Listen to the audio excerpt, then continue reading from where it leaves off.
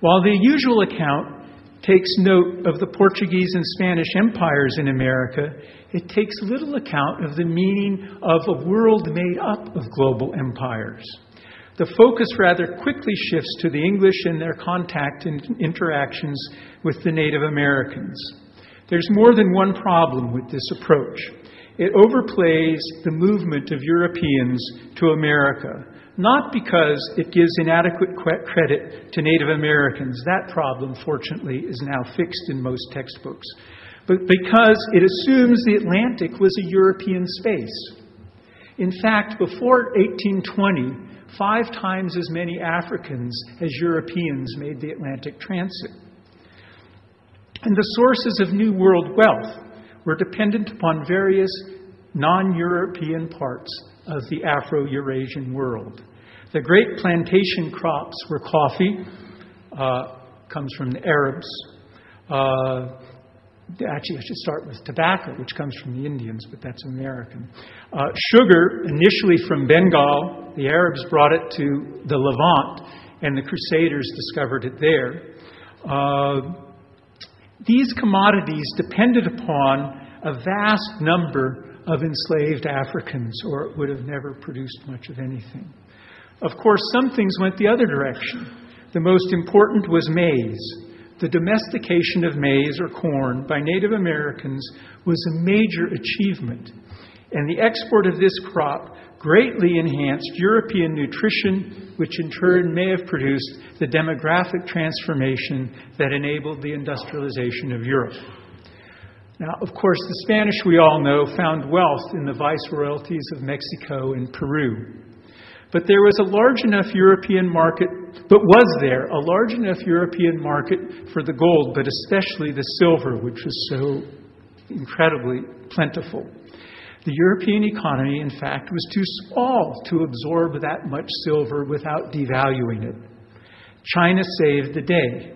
For its own reasons, the Chinese, who at that point controlled 40% of the global economy, monetized silver in the 15th century, or very early in the 15th century. In addition, the Chinese, as a cultural matter, placed high aesthetic value on silver, and as a result, the price of silver in China was twice that of its price in Europe. Between 1500 and 1800, American mines produced half of the world's silver, and China purchased 50% of that. That is why the Spanish established Manila in 1571 as the link between the Americas and the China market for silver. Had China not bought the silver, it is possible that the declining price of silver might have slowed exploration and settlement in the Americas. My point here, and it'll be my point as I continue, is that the vectors of historical change and historical explanation operate across space as well as through time. To ignore the spatial aspects of history limits our capacity to explain historical change. I now want to skip to a couple more conventional American history topics, 2 of the most important topics in American history, the American Revolution and the Civil War. And I propose that until we explore the global aspects of these 2 events, we do not reasonably understand them. My text for the American Revolution comes from James Madison. During the discussions in the Constitutional Convention, he observed that throughout history, great powers have tended to seek the destruction of each other instead of allying with each other and doing in all the small powers.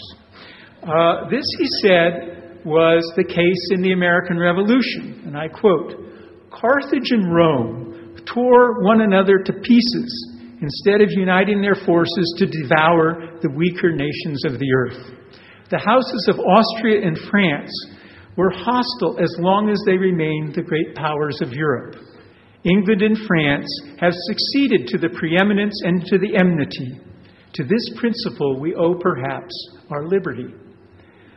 What happens to our understanding of the coming and course of the revolution if we pursue Madison's lead? It invites us to locate the American Revolution as an episode in what until World War I was called the Great War. This war between France and England lasted off and on from 1689 to 1815. And after the 7 Years' War, what we call the French and Indian War, it was global in extent. It ended with the defeat of Napoleon and the consolidation of Britain as the world's most powerful empire. Only then, in 1815, did the United States achieve practical independence, even full sovereignty for that matter. Until 1815, the British still had forts in the Ohio Valley. The Spanish in Florida, along with the British, were encouraging Western settlers to break away from the distant government across the Appalachians. And both European powers were inciting Indian attacks on American settlers. Equally provocative, England's routine and shameless policy of impressing American sailors on the high sea violated American rights. The War of the American Revolution thus lasted longer than we usually realize. The Great War that, according to Madison, had enabled Americans to gain independence from Britain had to end before the new nation could realize that independence. When the war ended, economic development accelerated, settlers began moving west in rapidly increasing numbers, and a new nationalism emerged, marking the completion, finally, of the long quest for actual independence. A change in geography, another little lesson that I think is in this, a change in geography or space, a change in the geography or space of history changes the chronology of history and vice versa. You change the chronology, you're likely to change the spatial relations. Now let me go back to the origin of the American Revolution for a moment. Why did the British impose those notorious at least in the U.S., taxes and imperial regulations that prompted rebellion?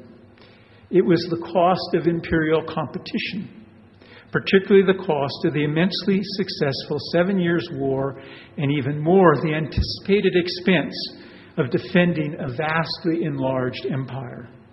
It produced what a British historian has called the military fiscal crisis.